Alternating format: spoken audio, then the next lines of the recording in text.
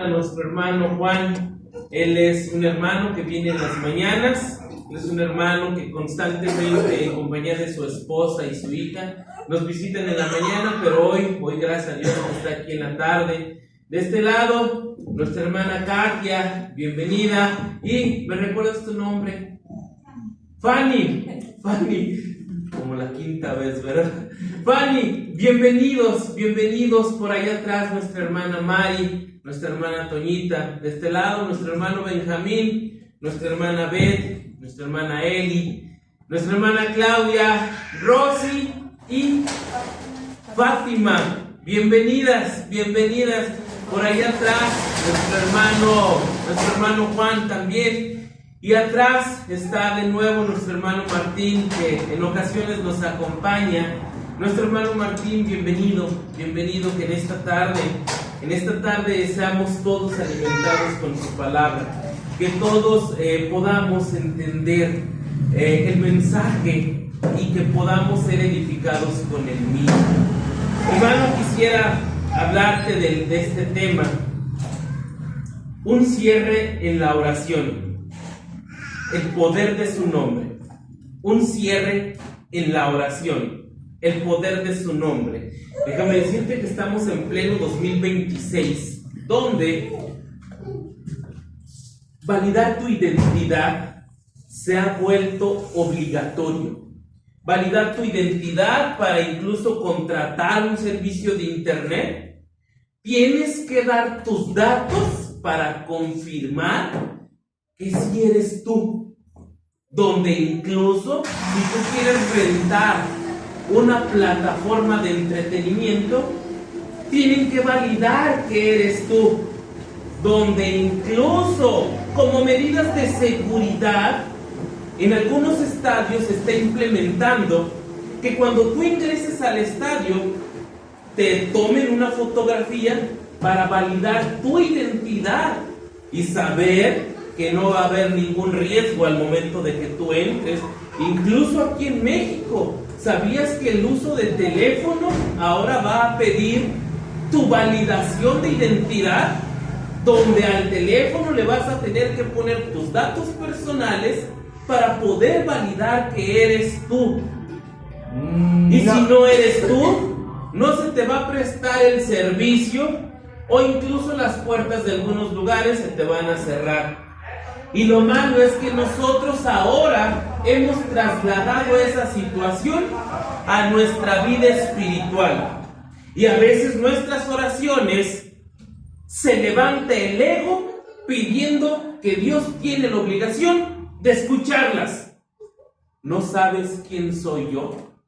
¿Acaso ignoras que yo soy el que va cada domingo a la iglesia? ¿Acaso ignoras que yo leo todos los días la Biblia?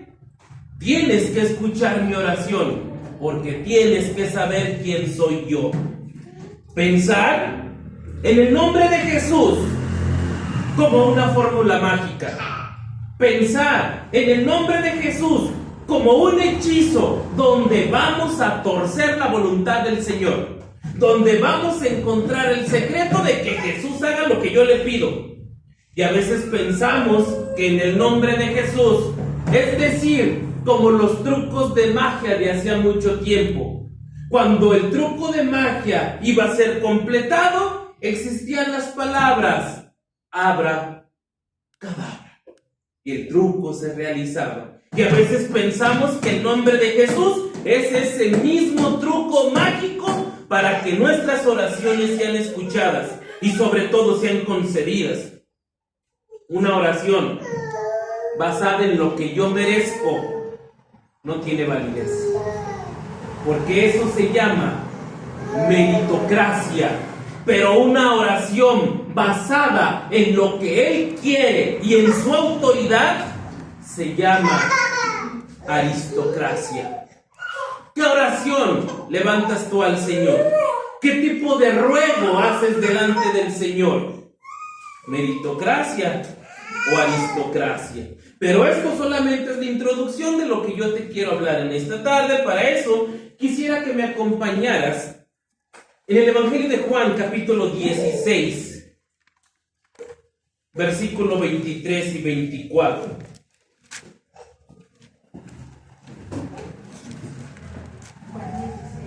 Evangelio de Juan, capítulo 16, versículo 23 y 24. Claro, hermana. ¿Alguien más necesita una Biblia? ¿Alguien más? Hermano Martín. Excelente. Ahí atrás. Ok. Cuando todos se encuentren en la cita, por favor te voy a pedir que te pongas sobre tus pies. Evangelio de Juan, capítulo 16, versículos 23 y 24. Hoy no me traje la compu, por eso Beth está muy... Evangelio de Juan, capítulo 16, versículo 23 y 24. Respóndeme con un amén que ya lo tienes. Amén. Todos juntos vamos a leer solamente estos dos versículos y en estos dos versículos vamos a recibir la enseñanza. Empezamos con el versículo número 23. Su palabra dice: en aquel día no me preguntaréis nada. De cierto os digo, que todo cuanto pidiereis al Padre en mi nombre, os lo dará. Hasta ahora nada habéis pedido en mi nombre. Pedid y recibiréis, para que vuestro gozo sea cumplido. Oremos. Padre, te damos gracias por cada uno de mis hermanos, Padre, agradeciéndote, porque tú eres bueno con nosotros, reconociéndote, Padre, también como nuestro Dios. Padre, solicito de tu ayuda para que seas tú quien hable a través de este siervo. Que los oídos de mis hermanos estén atentos, que su corazón esté receptible y que su mente esté preparada para poder recibir el alimento espiritual. Padre, que se cumpla tu palabra en cada uno de ellos. Que cada uno de ellos pueda ser edificado, pero al mismo tiempo también pueda ser desafiado. Rogamos, Padre, que la enseñanza sea clara, que la enseñanza sea sencilla, pero nunca deformada. Padre, tu palabra no necesita ayuda. Tu palabra tiene que ser expuesta con la autoridad con la que tú nos lo pediste. En el nombre de Cristo Jesús. Amén. Puedes sentarte, mi querido hermano. El cierre de la oración, el poder de su nombre. Para hablarte un poquito del contexto, déjame decirte que estamos en un momento crucial en la vida del Señor Jesús. Y están en un sitio privilegiado. Jesús y los apóstoles están en un sitio que la teología ha determinado el aposento alto. Y hablando arquitecturamente o hablando en la construcción de casas, el aposento alto era un sitio donde prácticamente era la segunda planta. Eso era un aposento alto que ofrecía ventajas a los huéspedes. Había mejor iluminación, había mejor ventilación y abajo casi siempre estaba ocupado por animales o por cosas o por forrajes. Por eso tenían un aposento alto. Y el aposento alto es el discurso de los más largos que podemos encontrar registrados en el Evangelio de Juan. El discurso del aposento alto abarca desde el capítulo 13 hasta el capítulo 17. Y es una narrativa constante, es una narrativa frecuente, pero lo interesante es que es un momento histórico, porque en esos momentos estaba a punto de celebrarse la Pascua. Y Jesús había cambiado la historia de la tradición hebrea para siempre. Tenía vueltos locos a todos los líderes religiosos. Tenía vueltos locos a todos los pobladores de Jerusalén. Tenía vueltos locos a todos los que estaban alrededor de él. Porque un solo hombre pudo derribar los principios que existían en aquellos entonces. Por eso los líderes religiosos buscaban la forma de poder matarle. Y ahora están en un lugar donde la privacidad predomina entre Jesús y sus apóstoles. Es el momento en el que Jesús va a compartir los alimentos con ellos por última vez. Y el clímax de este discurso se centra donde les explica a sus apóstoles: me van a matar, me van a arrestar y al mismo tiempo me van a crucificar. Imagínate la impresión para sus apóstoles al escuchar esta noticia. Había incertidumbre, había duda, pero lo que más predominaba en los apóstoles era un miedo colectivo, porque sabían que si su líder religioso lo asesinaban, a ellos los iban a expulsar de las sinagogas y ellos enfrentarían la misma persecución que Jesús estaba enfrentando. Había miedo por las palabras que Jesús decía, y les decía a ellos: a donde yo voy, ustedes no pueden ir. Mucha confusión en las palabras de Jesús, mucha confusión, pero siempre con un aliento. Ahora la forma de comunicarse con Jesús iba a ser totalmente diferente. Cuando ellos vieron que Jesús duró en su ministerio terrenal, ellos preguntaban y Jesús respondía con parábolas, Jesús respondía con enseñanzas, Jesús respondía con señales.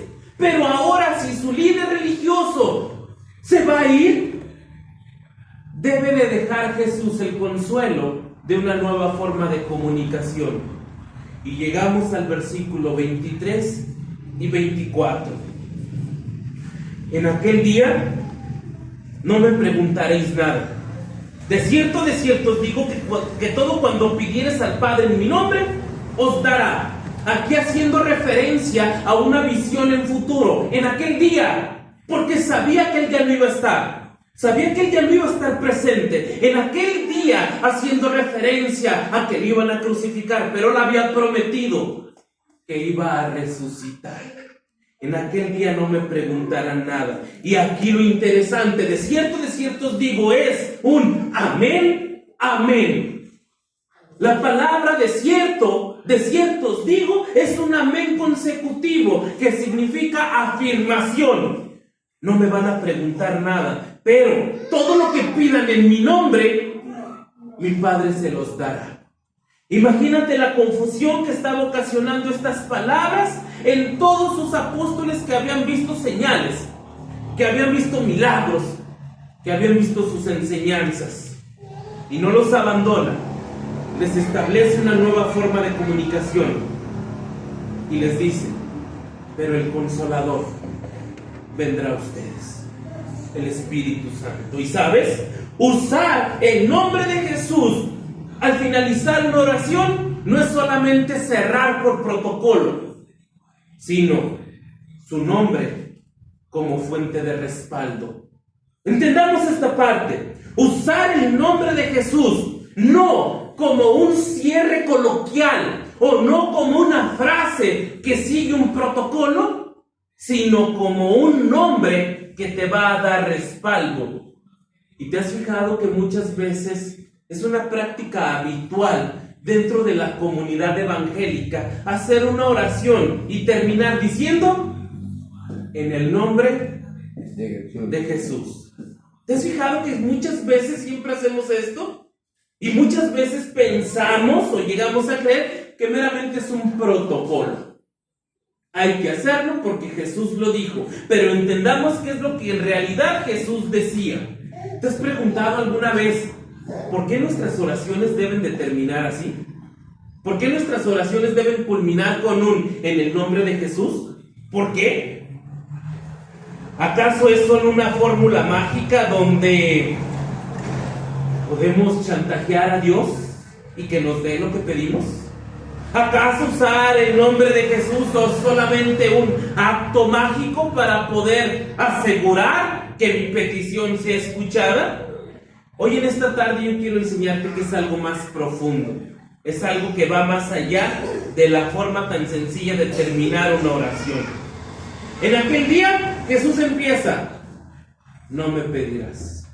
En aquel día, haciendo referencia y da una afirmación: todo lo que pidieres, recibirás. ¿Qué tan importante es confiar en esto que Jesús dijo? Todo lo que pidas, recibirás. Pero todo lo que pidas debe de ser en mi nombre. Jesús está estableciendo un marco legal de petición. Es decir, en la cultura judía en aquellos entonces, decir en mi nombre simbolizaba un acto que representaba una figura poderosa. Que yo me presentara delante de ustedes diciendo: en el nombre de la Presidente de México vengo a darles el siguiente anuncio. ¿Qué sentirías? Que hay alguien poderoso delante de nosotros que nos va a dar un aviso muy importante. En el nombre de alguien significa que hay alguien que tiene autoridad para que tú lo puedas pedir. Y ese alguien no era considerado como un inferior, era considerado como un igual. Y la palabra que traducimos es enviado. En mi nombre significa enviado. Y si es enviado, debe de tener una autoridad igual que la de Dios. Porque entonces, ¿qué sentido tendría pedir en el nombre de Jesús si Jesús es inferior? ¿Qué sentido tendría hacer una oración a Jesús reconociendo que Jesús es inferior? Debe de ser en poder igual. Filipenses capítulo 2, versículo 9 y 10. Y encontramos una de las porciones bíblicas donde vemos que Jesús es de la misma sustancia que Dios. Filipenses capítulo 2, versículo en esta versión dice 9. Porque en él habita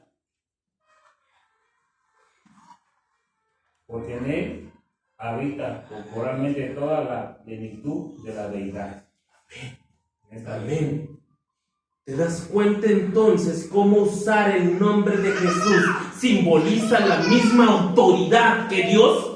En la Reina Valera, por lo cual Dios también le exaltó hasta lo sumo y le dio un nombre que es sobre todo nombre. Continúa el versículo 10. Para que en el nombre de Jesús se doble toda rodilla de los que están en los cielos y en la tierra y debajo de la tierra. Porque en el nombre de Jesús es reconocer que su nombre tiene autoridad. Es reconocer que su nombre también es igual que Dios. Y por eso, cuando los apóstoles escuchan: todo lo que pidieres al Padre en mi nombre, se os dará. Ellos entendieron que la autoridad de Jesús representaba también la misma autoridad que tenía el Padre. Y usar el nombre de Jesús al momento de realizar una oración, ¿sabes qué significa en realidad? Que tú y yo no somos dignos de pedirle algo al Padre. Pero si lo hacemos con la autoridad que Jesús nos dijo, Jesús sí puede pedir lo que nosotros estamos necesitando. Tú y yo no somos dignos de pedir algo delante de un Dios santo. Tú y yo no somos dignos de pedir algo delante de quien es 3 veces santo. Pero Jesús sí. Reconocemos nuestra humildad y nuestra situación pecaminosa, y es decir: Padre, no lo pido yo, que Jesús lo pida por mí. Padre, no lo quiero yo, pero si tu voluntad es que Jesús lo pida por mí, no tengo nada bueno para acercarme delante de ti, pero Jesús sí, y funciona como un puente. Por eso en el capítulo 14 a los mismos apóstoles les dice: yo soy el camino, la verdad y la vida. Él es nuestro puente. Por eso usamos la frase en el nombre de Jesús, porque sabemos que su nombre a nosotros nos da un respaldo. Ahí mismo en el capítulo 14, versículo 13, vuelve a hacer la misma afirmación. Ahí mismo en Juan, pero en el capítulo 14, versículo 13. Amén. ¿Qué dice, hermano? También, cualquier cosa que ustedes pidan en mi nombre, esto lo haré para que el Padre sea glorificado con respecto al Hijo. Amén. Todo lo que pides al Padre en mi nombre, coma, ¿qué dice? Lo haré. ¿Tienes en cuenta el poder que va a haber en tu oración? Porque, ojo, su palabra dice: todo lo que pides, lo haré. Todo lo que pides lo haré. Y la mejor ilustración que yo te puedo dar de esto en el ámbito de respaldo y cómo funciona la autoridad de un enviado es: tú recordarás en aquellos momentos un hombre llamado José, que sufrió rechazo y que sufrió discriminación, pero que encontró siempre gracia por Dios y lo levantaba delante de los hombres. Y en una ocasión, ayúdame a buscar Génesis capítulo 41, versículo 42. No me pierdas tampoco Juan. Génesis 41, versículo 42. ¿De Juan? Génesis. El primero de la... ¿Qué dice, hermano? Entonces el faraón se quitó el anillo de su mano y lo puso en la mano de José, lo vistió con vestiduras de lino fino y puso un collar de oro en su cuello. 43.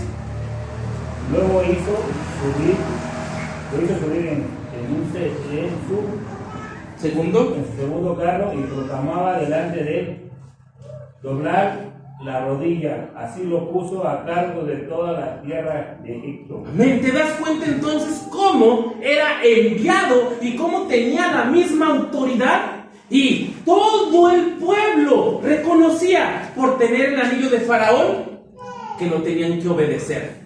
¿Pero era Faraón? No, pero tenía la misma autoridad que Faraón. Y es que hermano, al momento de orar en su nombre, es reconocer que Él es nuestro representante y que lo vamos a pedir sabiendo que Jesucristo es digno de poder responder nuestra petición. Usar su nombre no es un acto de magia. Usar su nombre no es solamente una frase para que tú termines una oración. Usar su nombre es reconocer que Él es representante tuyo y mío cuando clamamos al que es eterno, por siempre y para siempre.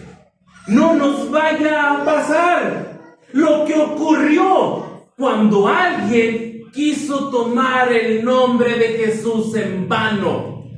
Y ocurrió algo catastrófico. En el libro de Hechos, capítulo 19. Unos hijos de un tal Esceva hicieron algo que no nos vaya a pasar a nosotros. Hechos, capítulo 19. Permíteme leerte del versículo 13 al versículo 15. Te repito nuevamente la cita. ¿Hechos qué? Hechos 19, del 13 al 15. Pero algunos de los judíos exorcistas ambulantes intentaron invocar el nombre del Señor Jesús sobre todos los que tenían espíritus malos, diciendo: os conjuro por Dios el que predica Pablo. Había 7 hijos de un tal Esceva, judío, jefe de los sacerdotes que hacían esto. Pero respondiendo el espíritu malo dijo: a Jesús conozco y sé quién es Pablo, pero vosotros, ¿quiénes son? Y es que a veces nuestra oración, para que suene espiritual, decimos en el nombre de Jesús. Deseo que le vaya mal a mi vecino en el nombre de Jesús. Deseo que esa persona que me hizo daño le vaya como a mí me fue en el nombre de Jesús. Eso no es correcto, porque el nombre de Jesús no puede ser utilizado para que se tuerza la voluntad de Dios o para que tú creas que su nombre vas a hacer que la voluntad se quiebre ante tu petición. El nombre de Jesús es nuestro representante, pero también su nombre, y aquí es donde quiero que entremos en más detalle, su nombre debe de ser usado como su voluntad. Cuando por fin damos este paso de entender que yo debo de hacer su voluntad y Él no la mía, nuestra vida espiritual va a cambiar. Déjame te lo repito de nuevo. Cuando por fin logramos entender que soy yo quien tiene que hacer su voluntad y Él no la mía, nuestra vida espiritual va a cambiar. Aquí está el detalle de nuestra oración. Versículo 24 del Evangelio de Juan, capítulo 16, versículo 24. Hasta ahora, nada habéis pedido en mi nombre. Hasta ahora, nada. A los apóstoles les dijo: hasta ahora nada han pedido. Hasta ahora nada han pedido, pero pidan y van a recibir. Pidan y van a darse cuenta que van a obtener. Y es que, ¿sabes?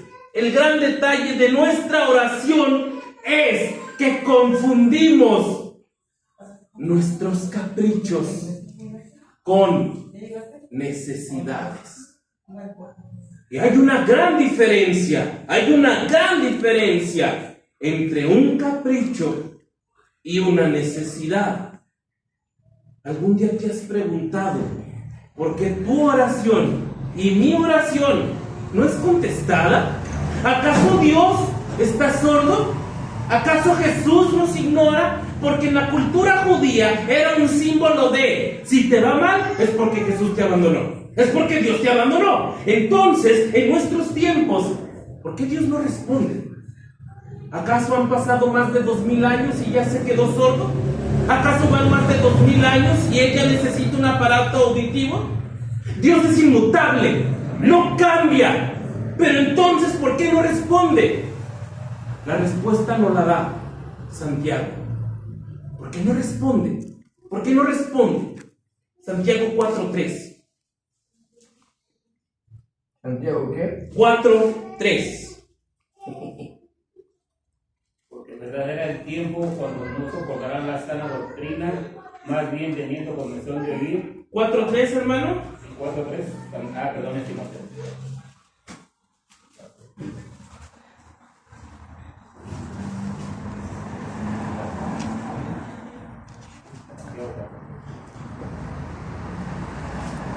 Pedir y no recibís porque pedís mal para gastar en vuestros propios deleites. Amén.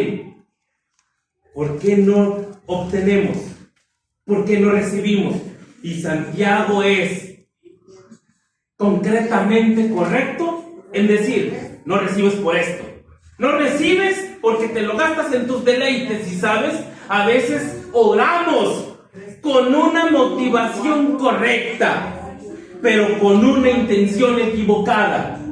Escúchame esto: a veces oramos con una motivación correcta, pero con una intención equivocada. Nos está doliendo, claro, pero pedimos equivocadamente para gastar en vuestros deleites. ¿Cuántas veces en verdad hemos pedido o hemos solicitado ayuda donde lo que en realidad queremos no glorifica al nombre de Dios. ¿Cuántas veces en realidad, dentro de nuestra oración, en el interior y en lo profundo está una vanagloria de lo que hay todavía en nuestro yo carnal? Queremos que Dios complazca todos nuestros deleites.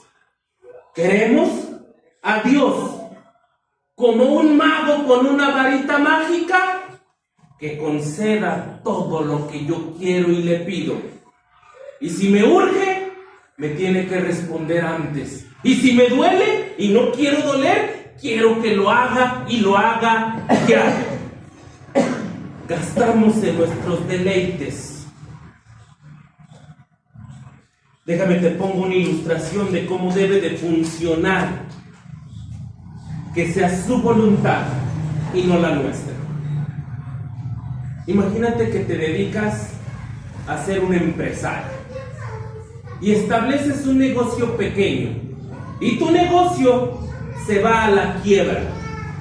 Estás a punto de perderlo todo y de repente llega alguien con mucha lana, mucha lana, y te dice: tranquilo, yo voy a ayudarte. ¿Por qué? Porque quiero ayudarte. ¿Cómo sabes que necesito? ¿Cómo sabes que mi negocio está en quiebra? Yo no sé, pero quiero ayudarte. ¿Y cómo le vas a hacer? Y de su maletín saca una chequera y empieza a firmarlos todos y te la entrega. ¿Qué tengo que hacer? Solo ponerle tu nombre y la cantidad que quieras. Mis fondos son ilimitados. Y tú dices: ¡wow! ¡Qué gran socio! Y lo primero que piensas es: no me caerá mal una camioneta, no me va a caer mal una casita nueva. Me dijo que tiene fondos ilimitados. Yo creo que sí. Lo primero que necesito es una casa nueva. Y le pones al cheque tu nombre y le pones la cantidad de 5 millones de pesos. Porque no piensas en una casa de Infonavit, piensas en una casa grande. Y vas todo nervioso a cobrar. Y la cajera ve la firma y te dice: los fondos se cumplen, pero hay una cláusula. ¿Cuál? No sabía de cláusulas, a mí nadie me explicó, a mí nada más me dijeron que yo le pusiera la cantidad y mi nombre y viniera a cobrarlo. Hay una cláusula. ¿En qué se lo va a gastar? Voy a comprar una casa. La cláusula establece que el dinero se le va a dar si lo que va a comprar beneficia al socio. Si no, no se le entrega. Eso es lo que hace Jesús con nuestras peticiones. Eso es lo que hace Jesús cuando nosotros pedimos. Es por eso que Él solicita que lo que pidamos sea en su nombre. Sus fondos son ilimitados. Pero tu petición, ¿Jesús la firmaría? ¿Tu petición, Jesús estaría de acuerdo? Ese es el verdadero sentido de su voluntad. Porque a veces pedimos en nuestra voluntad, pero siempre debe de ser bajo la voluntad de Jesús. Por eso afirma: pide y recibe. Pide y recibe. Y déjame decirte que para los matrimonios hay una condición mucho más importante. Primera carta de Pedro, capítulo 3.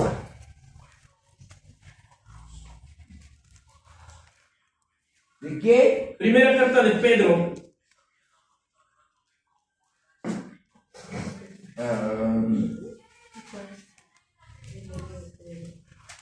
¿Capítulo qué? Capítulo 3. Versículo. Voy para allá.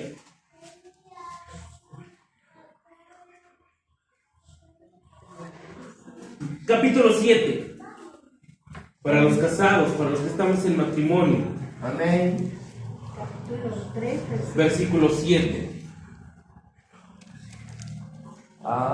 Vosotros, maridos, igualmente, vivid con ella sabiamente, dando honor a la mujer como a vaso frágil y como a coherederas de la gracia de la vida.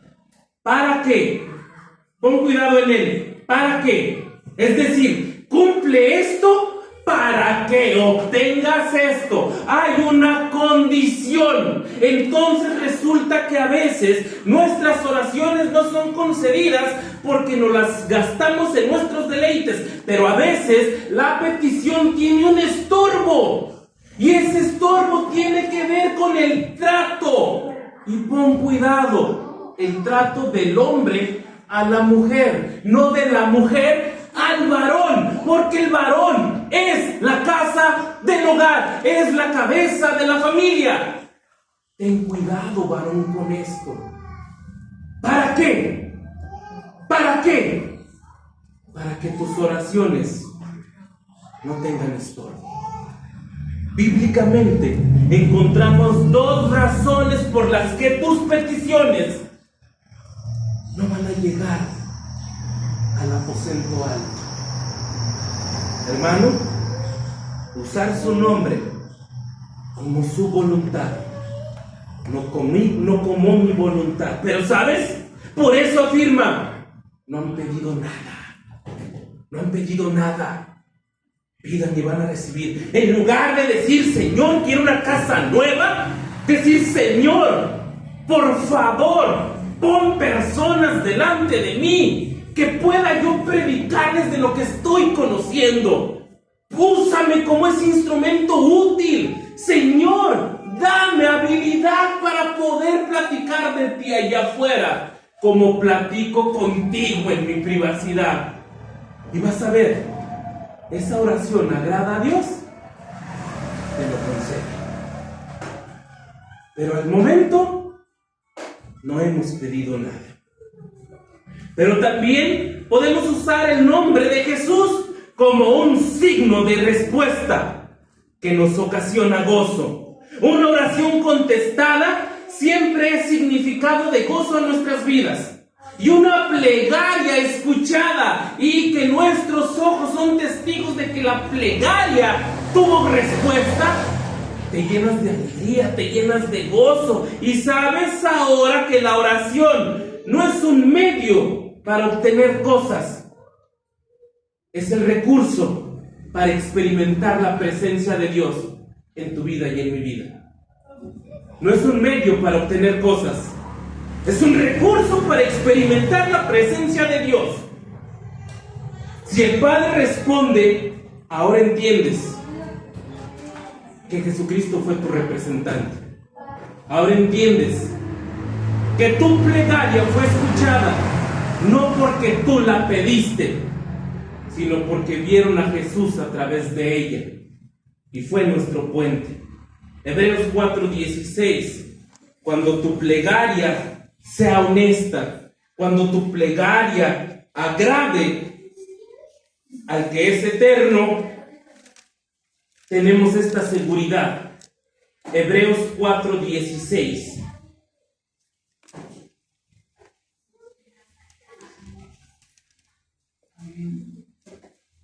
¿Lo tienen? Su palabra dice, ponme atención, acerquémonos pues confiadamente al trono de la gracia para alcanzar misericordia y hallar gracia para el oportuno socorro. Ya no necesitamos de un sumo sacerdote, ya no necesitamos de alguien que pueda entrar al lugar santísimo, ya no necesitamos a alguien que lo haga una vez al año. Ahora tú puedes acercarte ante el trono de Dios y alcanzar misericordia y alcanzar gracia, porque Pablo escribe, porque su gracia sobreabunda. Su gracia sobreabunda, y cuando tú crees que se va a terminar, su gracia sigue siendo suficiente, su gracia sigue sobrando. Le respondió, bástate mi gracia.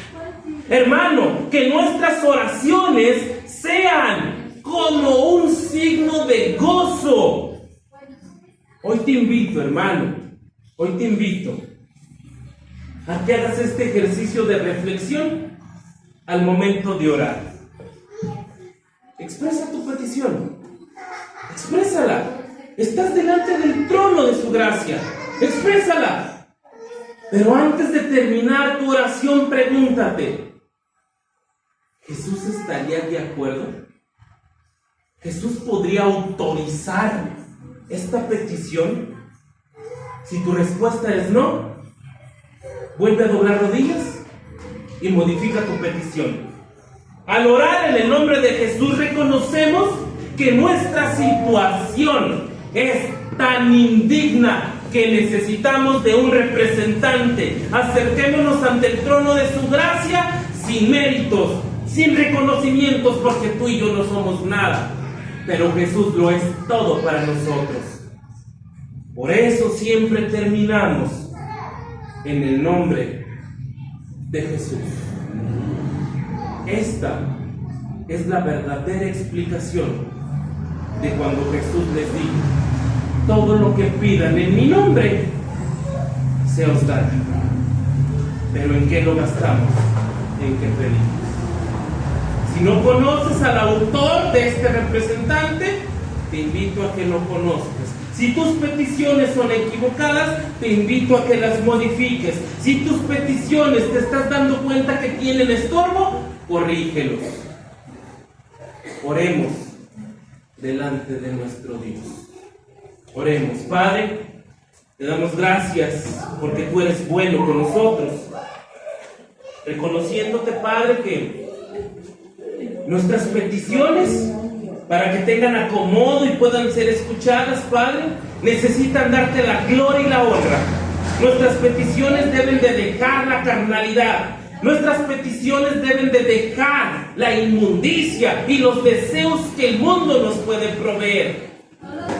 Una petición que te agrade, una petición que termine dándote la gloria y que al mismo tiempo nos provoque gozo y alegría. Padre, gracias por dejarnos esta autoridad al momento de orar. Oramos en tu bendito nombre, en el nombre que es sobre todo nombre, en el nombre del cual toda rodilla se va a doblar, el nombre que nos da salvación, el nombre que a través de un sacrificio nos acercó a ti, el bello y poderoso nombre de Cristo Jesús. Amén. Amén. Que Dios los bendiga, hermanos.